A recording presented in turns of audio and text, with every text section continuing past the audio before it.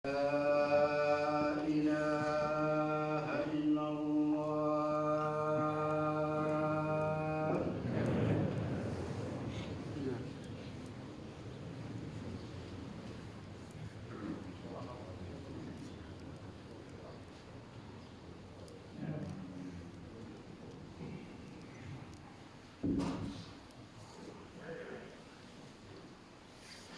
إن الحمد لله نحمده ونستعينه ونستغفره ونعوذ بالله من شرور أنفسنا ومن سيئات أعمالنا. من يهده الله فلا مضل له ومن يضلل فلا هادي له، وأشهد أن لا إله إلا الله وحده لا شريك له، وأشهد أن سيدنا ونبينا محمدا عبده ورسوله. يا أيها الذين آمنوا اتقوا الله حق تقاته ولا تموتن إلا وأنتم مسلمون. أما بعد، أيها الإخوة الأفاضل، ما زلنا نعيش مع هذا الوباء، والعالم كله ينتظر رحمة الله تعالى، والناس بل المؤمنون يدعون الله تعالى ليلا ونهارا لينالوا هذه الرحمة الربانية. إلا أنه ينبغي هنا أن نذكر أنفسنا جميعا أن الدعاء وحده لا يكفي، ومع الدعاء لا بد من أخذ الأسباب، وهذه الأسباب كما أشرنا في الخطبة الماضية هذه الأسباب أنواع. هناك الأسباب المادية وهناك الأسباب الروحانية. فمن الأسباب الروحانية لنيل رحمة الله تعالى ذكرنا بر الوالدين، وسنذكر اليوم إن شاء الله تعالى التراحم تجاه خلق الله تعالى. Chers frères, honorables sœurs qui suivez ce prêche à distance, je vous exhorte ainsi que moi-même à la crainte d'Allah Azza wa Jalla. Nous vivons toujours avec ce virus, et le monde entier attend et espère la miséricorde de Dieu, la miséricorde d'Allah. Et les croyants implorent Allah à chaque instant pour que la situation s'améliore. Mais nous devons ici rappeler que l'invocation seulement ne suffit pas. En plus de l'invocation, l'islam nous demande de prendre les causes nécessaires pour que la situation s'améliore. Alors certes, il y a les causes matérielles. Donc, il y a le respect des gestes barrières, il y a les conseils des spécialistes à suivre et à prendre en considération. Et là, nous ouvrons une parenthèse. Le musulman se doit d'écouter les spécialistes en la matière et non les fake news qui font le tour du web.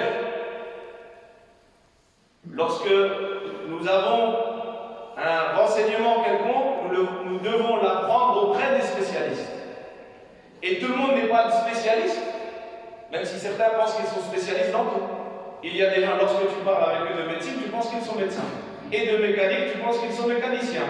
Et d'islam, tu penses qu'ils sont islamologues. Et ils se croient vraiment spécialistes de tout. Et là, c'est une erreur. Nous devons apprendre auprès des spécialistes compétents, des personnes diplômées, des personnes de confiance. Parmi les moyens spirituels à mettre en place, à pratiquer pour que la situation s'améliore, nous avons cité il y a 2 semaines, la bonté envers les parents et la piété à leur égard. Et nous citerons aujourd'hui la miséricorde que nous devons faire en tant qu'humains autour de nous. Cette miséricorde que nous devons répandre pour espérer la miséricorde d'Allah subhanahu wa ta'ala. لا شك أننا جميعا نرجو وننتظر رحمة الله تعالى، فيا من يريد رحمة الله عليك أن تكون رحيما بخلقه.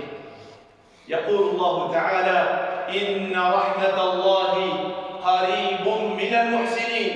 ويقول النبي صلى الله عليه وسلم: الراحمون يرحمهم الرحمن ارحموا من في الأرض يرحمكم من في السماء.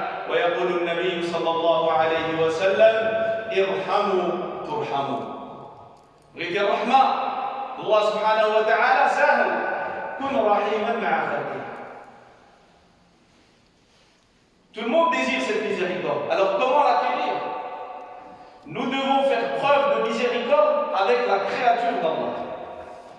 Et lorsque nous ferons preuve de miséricorde avec la créature d'Allah, Allah Azza wa Jal nous fera miséricorde. Et le prophète sallallahu alayhi wa sallam dit, ceux qui font preuve de miséricorde, Allah leur fait miséricorde. Puis il dit, faites miséricorde à ceux qui sont sur terre, celui qui est dans le ciel vous fera miséricorde. Et le prophète sallallahu alayhi wa sallam a également incité à la miséricorde entre les créatures lorsqu'il a dit dans un hadith authentique, Irhamu turhamu. Soyez miséricordieux envers autrui et l'on vous fera miséricorde. Alors certes, nous avons besoin de la miséricorde d'Allah. Nous avons besoin de la miséricorde d'Allah dans ce bas monde et dans l'autre. Parce que notre passage sur terre est court et un jour nous partons. Alors si nous avons besoin ici de miséricorde, que dire de l'au-delà? Que dire du jour du jugement dernier, où le soleil sera très proche de nous, où l'on ne pourra plus pratiquer une bonne action, si petite soit-elle? Alors nous avons besoin de la miséricorde d'Allah dans cette vie et dans l'autre. Et l'aumône est une action exceptionnelle. Le fait d'aider les pauvres et les nécessiteux. Et nous sommes en train de traverser au niveau international une période de froid. Je regardais hier une vidéo d'un jeune dans l'Atlas marocain. Il y a des pauvres dans tous les pays. Et cette vidéo m'a touché. Ce jeune demandait des chaussures. Il fait très froid et il demande des chaussures. Combien de chaussures avons-nous, nos femmes? Tellement que nous avons des chaussures, nous avons des meubles et des meubles à chaussures. Et dans nos meubles de vêtements, il y a un endroit pour rajouter des chaussures. Et sous les meubles à chaussures, il y a encore des chaussures. Et il y a des gens aujourd'hui qui ne trouvent pas une seule paire. Nous mangeons le matin, le midi, un goûter à 4 heures et le soir. Il y a des gens ici en France et dans le monde entier qui n'ont pas de quoi boire une seule gorgée d'eau potable. Nous voulons la miséricorde dans ce bas monde et dans l'autre, alors faisons preuve de miséricorde.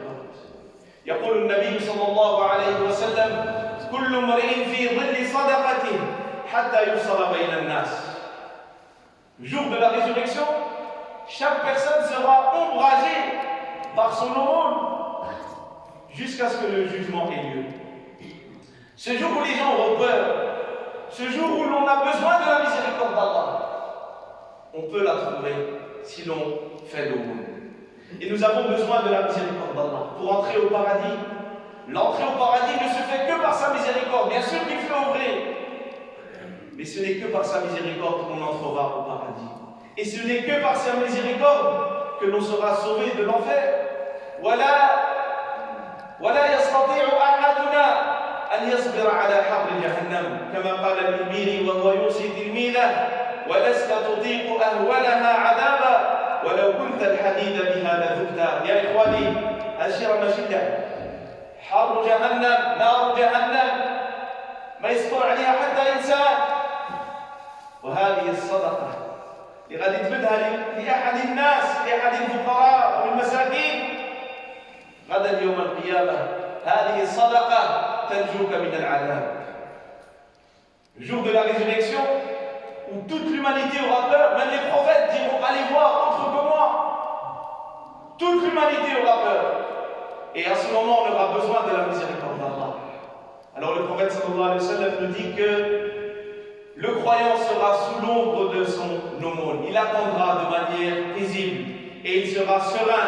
Pourquoi? Parce qu'il a fait preuve de miséricorde dans ce monde. Tu as aidé une personne à manger à sa faim. Il y a des gens qui dorment dans la rue. Tu as payé une nuit d'hôtel à une personne, qu'il soit musulman ou non. Tu as payé une nuit d'hôtel 50 €. C'est peut-être ça qui va te sauver le jour du jugement dernier. ولكن الشيطان يخوفنا. الشيطان يخوفنا. والله تعالى أعلم بضعفنا وبحالنا. فليحثنا الله سبحانه وتعالى على الصدقة. قال في القرآن الكريم من ذا الذي يقرض الله قرضا حسنا فيضاعفه له أضعافا كثيرة. علاش الله سبحانه وتعالى هنا يقف العاقل؟ لماذا نسب الله سبحانه وتعالى الصدقة إلى نفسه بلفظ القرض؟ علاش ربي قال لك من ذا الذي يقرض الله قرضا حسنا؟ تعطيها الله مالكش تعطيها للمسكين. علاش؟ لأن يعلم الله سبحانه وتعالى أننا نحب المال. واللي يقول لك أنا ما نبغيش الفلوس تكذب.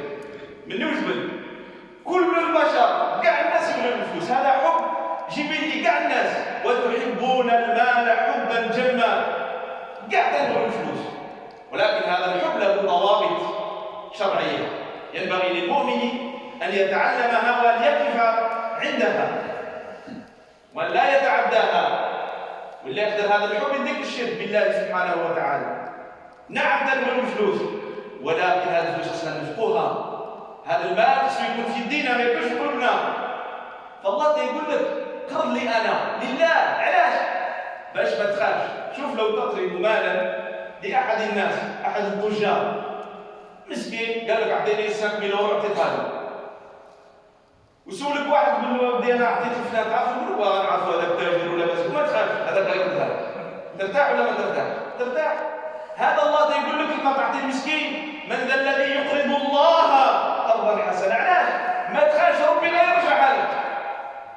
كل صدقه اللي تعطيها ربي يرجعها لك في الدنيا او في الاخره، وفي الاخره افضل. وربما يرجعها لك في الدنيا ماشي بالفلوس، بصلاح الزوجه. راه الناس كينفقوا الملايين لو كان يلقى غير يدخل دارهم ويدخل تصلي. الناس مستعدين ينفقوا الاموال الطائله باش ولده يقرا العربيه، وانت ولدك تدخل الدار تلقى هذا يقرا حفص، هذا يقرا ورش، هذا يقرا قانون. اليس هذا رزق؟ هذا رزق ربك، وهو خير من امور الدنيا، من رزق الدنيا الفانيه. من ذا الذي يقرض الله قرضا حسنا. وعلاش ربي قال لك من ذا الذي يقرض الله قرضا حسنا؟ كي لا تمن على الفقير. ما راكش تعطيها المسكين، سمعوا مزيان، الصدقه ما راناش نعطوها للفقراء والمساكين، راك تعطيها لله تعالى. من ذا الذي يقرض الله قرضا حسنا. ما تقولوش انا عطيت لك، ما عطيت له والو، راك عطيتها لله. من ذا الذي يقرض الله قرضا حسنا فيضاعفه له اضعافا كثيره. Allah sait que nous aimons l'argent, c'est un amour inné. Tout le monde aime l'argent. Il faut arrêter de croire que l'amour de l'argent est contraire à la foi. Non, cet amour est inné. Tous les humains aiment l'argent. Tout le monde, les imams, les chouyours, tout le monde. C'est normal? Oui, c'est normal, parce que nous sommes des humains et nous sommes doués de raison. Et cet amour a des limites qu'il ne faut pas dépasser, qu'il faut étudier dans la législation islamique. Allah sait que c'est dur pour nous, et c'est pour ça que l'aumône est l'action et l'adoration dans laquelle il y a le plus de récompense. C'est pour ça que le mort demande de revenir sur terre pour donner l'aumône. Pourquoi? Parce qu'il y a un pactage de hasanat. Pourquoi? Parce que c'est la chose qui est le plus ancrée dans nos cœurs. Il y a des gens qui aiment leur femme, il y a des femmes qui aiment leur mari, mais qui divorcent à cause de quoi? Un amour plus. C'est quoi? C'est l'argent. Ils s'aimaient énormément, mais l'amour de l'argent était plus fort et se sont séparés.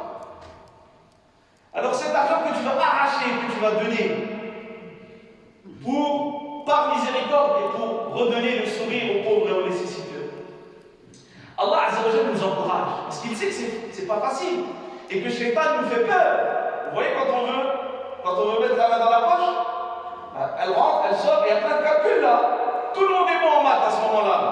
Oh, 50, mais si je donne 50, j'ai plus rien, mais je dois faire ça, et ça, et ça. Qui te fait peur? Qui me fait peur? C'est Shaitan. Le Shaitan, le Shaitan nous fait peur. Alors Allah Azza wa Jalla s'adresse aux musulmans. Les musulmans sont des humains, ils ont une raison. Alors Allah Azza wa Jalla, regardez la manière qu'il a choisie dans ce passage du Saint-Coran pour nous inciter à l'aumône. Allah Azza wa Jalla dit: quiconque prête à Allah. L'aumône en islam, c'est un prêt. Pour qui? Pour Allah. Quiconque prête à Allah un bon prêt, il le lui rendra multiple plusieurs fois. Pourquoi? Allah Azza wa Jalla dit que le prêt c'est pour lui, alors que lorsque je donne de l'argent, c'est pour un pauvre, un nécessitaire. Pourquoi est-ce qu'Allah dit que c'est pour lui? Pour nous rassurer, tous. Lorsque tu vas donner ton argent, tu l'as prêté à Allah, il va te la rendre. Toi, si tu prêtes de l'argent à un commerçant, quelqu'un qui a beaucoup d'argent, mais qui a passé une situation difficile, par exemple par rapport au Covid, et tu l'as aidé. Et tu sais qu'il va te le rendre parce que c'est quelqu'un de bonne famille, c'est une personne qui a des principes. et qui craint Dieu surtout, il va te les rendre. Et moi je vous conseille, toujours, lorsque vous prêtez de l'argent, il faut l'écrire. Même si c'est un imam, même si c'est un shir, c'est qui vous voulez. La plus longue ayah du Coran concerne ad-dayn, la dette. Et Dieu nous demande de l'écrire. Vous allez chez le notaire, il y a quelques frais que vous l'écrivez. Pas dire non, Akhi, tu es mon frère en Allah, on s'aime pour Allah. Oui, oui, oui. On s'aime pour Allah et on va l'écrire parce que c'est Allah qui nous a demandé d'écrire. Il y a beaucoup de gens qui ont perdu 20 000, 30 000 euros de cette manière. Ils disent oui, c'est un frère, il prie avec moi. Même si c'est l'imam, même si c'est moi, je ne demande à personne. Peu importe la personne à qui tu prêtes de l'argent, parle pas de 2 euros, 5 euros, de grandes sommes, il faut passer devant chez le notaire.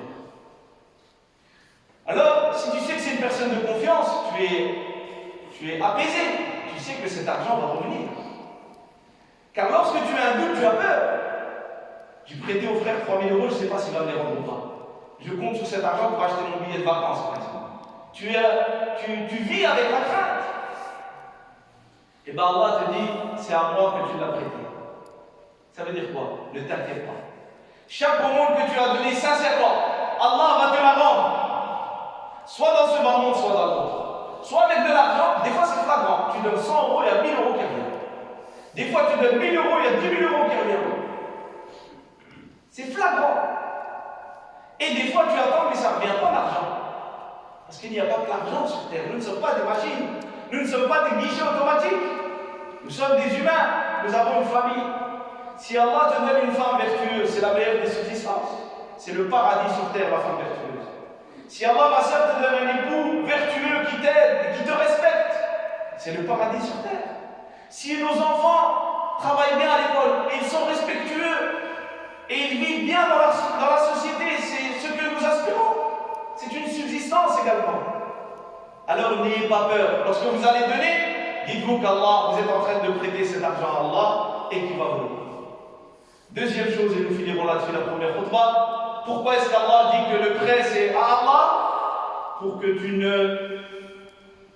tu ne te sens pas supérieur au pauvre et que tu ne lui rabâches pas, parce que ça va à l'encontre de la dignité humaine. De dire à quelqu'un, tu te rappelles toi, tu n'avais pas un sou, c'est moi qui t'ai aidé. Le musulman ne doit pas parler comme ça. Tu ne l'as pas donné à ce pauvre, mais tu as prêté cet argent à Allah. أقول قولي هذا واستغفر الله لي ولكم ولسائر المسلمين من كل ذنب فاستغفروه إنه هو الغفور الرحيم.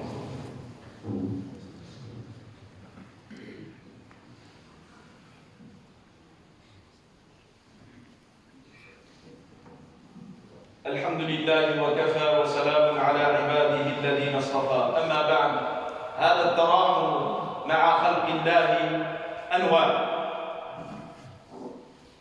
ومن هذه الأنواع أنك تقدم للبشر أسباب السعادة في الدارين، أي أنك تقدم لهم الإسلام. هذه أكبر رحمة. فكيف تقدم الإسلام؟ تقدمه بالرحمة. تكون دعوتنا للإسلام بالرحمة، لذا قال تعالى: وعباد الرحمن الذين يمشون على الأرض هونا. الدعوة كما كان يقول أحد الدعاة: الدعوة للهاربين والتعليم للطالبين. هذا الناس اللي ما تيبغيوش الإسلام، واش خصهم الدعوة؟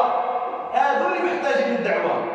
ولكن هذه الدعوة إلى الإسلام بأسلوب الإسلام، الدعوة إلى الرحمة بأسلوب الرحمة، وعباد الرحمن.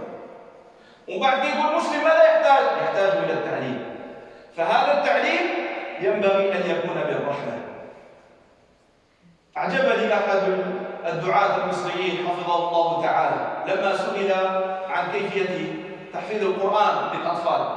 الواحد الشيخ باش نصيروا شوية على الأولاد، قال لي باش تقرا الأولاد، قال لي يجيبوا لك أعطي العصا للولدين. أنا ما نعطي له العصا لا الولد لا الولدين. واش القرآن يمشي بالعصا؟ لا، تعليم الإسلام يكون بالرحمة. فلما سئل هذا الشيخ حفظه الله تعالى قال لا، هذا التعليم يكون بالرحمة. أليس الله تعالى فتح سورة الرحمن قائلا: الرحمن علم القرآن؟ ما قالش القهار، ما قالش الجبار، قال الرحمن علم القرآن. وارجعوا إلى كيفية النبي صلى الله عليه وسلم في تعليمه التوحيد لابن عباس رضي الله عنهما برفق فوق الناقة يعني في جو يحبه ابن عباس رضي الله عنهما. والفتوى تكون كذلك بالرحمة. قال النبي صلى الله عليه وسلم يسروا ولا تعسروا وبشروا ولا تنفروا. فتقديم الإسلام ينبغي أن يكون بالرحمة.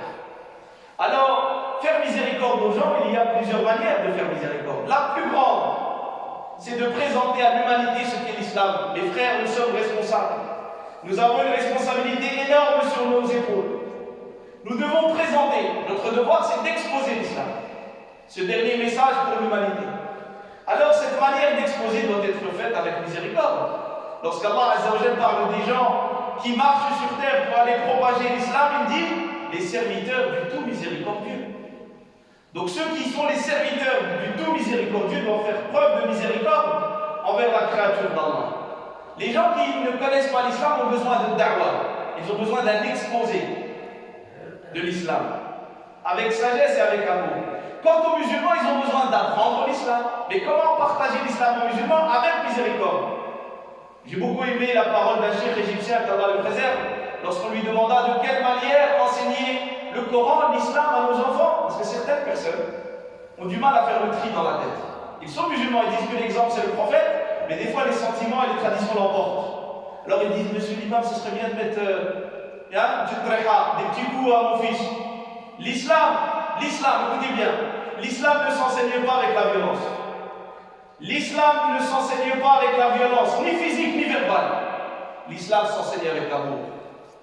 Et Allah Azza wa Jalla a dit au début de Surat Ar-Rahman, Ar-Rahman, allama al-Qur'an, le tout miséricordieux, il a enseigné le Coran. Il n'a pas employé ici un autre attribut que celui de la miséricorde. Alors les musulmans, nous devons leur présenter, nous devons leur enseigner l'islam avec miséricorde. Ça c'est une part, c'est une manière de faire miséricorde à la créature de Dieu. Mais il y a une autre manière. Il y a une autre manière également très importante. C'est d'aider les gens dans ce bas monde. Parce que l'islam c'est pour vivre bien dans ce bas monde et dans l'autre. Mais il y a des besoins humains. ينبغي لنا أن نقدم أسباب المعاش لخلق الله تعالى. وهذه الصدقة أفضل الأعمال وأحبها عند الله تعالى. قال عمر رضي الله عنه إن الأعمال تباهت فقالت الصدقة أنا أفضلكم. La deuxième catégorie, c'est d'aider les gens dans les choses mondaines. Avec le Covid, il y a beaucoup de gens qui sont dans une difficulté financière. Oui, ils ont besoin de courses, ils ont besoin d'habits, ils ont besoin d'argent pour payer leurs factures. Et vous savez, vous devez noter que parmi les 8 catégories à qui le musulman donne la zakat, il y a ceux qui sont endettés. Al-Gharimoun, c'est une des catégories parmi les 8. Ce sont des gens qui se sont endettés, pas pour n'importe quoi, pas pour des choses superficielles. Des gens qui avaient besoin vraiment d'argent, qui se sont endettés et qui maintenant n'arrivent plus à rendre leurs dettes. Ces gens-là font partie de celles et ceux à qui on peut donner la zakat. Pourquoi? Parce que le prêt te met dans la gêne. الدين هم بالليل ومذلة بالنهار. كي واحد تسدر له فلوسه غير تشوفو تخاف غير تشوفو تحجب. فالغارمون كثر في ايامنا هذه. كم من طلاب العلم قبل اسبوعين خرجت من هنا شفت واحد طالب العلم. كم من واحد جاي من المغرب من الجزائر من تونس وكان يقرا ويمشي يخدم شويه شي ساعات. دابا ما بقاش تقريبا سنه ايها الاخوه. هذا الطلاب ما بقاوش يدخلوا حاجه. فبعض المرات يضطرون الى القروض الربويه. وإحنا نقولوا لا حرام الربا حرام. نطق عاد. ألا تستحي؟ واش هذاك ما عرفش أنه حرام؟ ما لقاش هذاك با في المغرب وفي الجزائر ولا في تونس ولا في تركيا ما لقاش باش ياكل. وأنت الفهم نتاعك أنك تستفتوا في الواتساب الربا حرام هو ربما يعرفها قبل منك. هذا لا يحتاج إلى تذكير الفتوى. لو كان قال المسلمين واقفين معاه ما يمشيش للحرام. ما راناش نبرروا الذمه نتاعو في المعصيه، لا، ولكن خصنا نكونوا واقعيين ايها الاحبه. Nous devons être compréhensifs. Il y a beaucoup de jeunes étudiants notamment qui ont accumulé des dettes, Il y a 2 semaines, lorsque je sortais d'ici, un jeune m'a dit, j'ai dû faire un prêt bancaire. Bon, il n'y avait pas d'intérêt dans ce cas-là, mais il y a des jeunes qui sont musulmans, qui prient et qui sont coincés, et qui sont obligés de prendre des prêts à la banque. Et après, les frères, les akhina, comme on dit, sont là pour dire, oh, c'est haram, crains Allah. Et toi, tu crains pas Allah? Toi, tu crains pas Allah, que tu es bien habillé, que tu manges bien, que tes parents sont en France. Lui, il a laissé sa famille au bled et il n'a pas d'argent. Il faisait quelques heures. La plupart des étudiants, lorsqu'ils travaillent, ce n'est pas déclaré. Même l'État, c'est très bien cela. Des petites heures par-ci, par-là, il lave la vaisselle, il sort les cartons, etc. Et maintenant, le Covid dure presque depuis 1 an. Ils ont la corde au cou. Lorsque tu les vois, tu crois qu'ils sont riches. Et ce sont des gens qui ont une dignité, qui ne peuvent pas tendre la main. Cherchez autour de vous ces gens-là. Cherchez-les. Et si vous les cherchez, vous allez les trouver. Et donnez-leur de ce qu'Allah Azza wa Jalla vous a donné. Et de cette manière, vous serez digne d'avoir la miséricorde d'Allah dans ce bas monde et dans l'autre. Ibadallah, laqad amarakum Allah bi amrin bada fihi bi nafsihi wa thalla fihi bi malaikatihi haythu qala ta'ala inna Allah wa malaikatahu yusalluna 'ala an-nabi ya ayyuhalladhina amanu sallu 'alayhi wa sallimu taslima. اللهم صل على سيدنا محمد في الأولين والآخرين وفي الملأ الأعلى إلى يوم الدين. اللهم ارحمنا وارحم والدينا وارحم من علمنا وارحم بفضلك جميع المسلمين والمسلمات المؤمنين والمؤمنات الأحياء منهم والأموات إنك سميع قريب مجيب الدعوات. اللهم اشف مرضانا ومرضى المسلمين. تعرفون أيها الإخوة أن والدي جرى عملية وهو في المستشفى، فأطلب منكم الدعاء ولجميع مرضى المسلمين. اللهم رب الناس أذهب البأس واشف أنت الشافي لا شفاء إلا شفاءك شفاء لا يغادر سقما. اللهم اشف الوالد واشف جميع أمراض المسلمين برحمتك يا أرحم الراحمين يا رب العالمين. سبحان ربك رب العزة عما يصفون وسلام على المرسلين والحمد لله رب العالمين.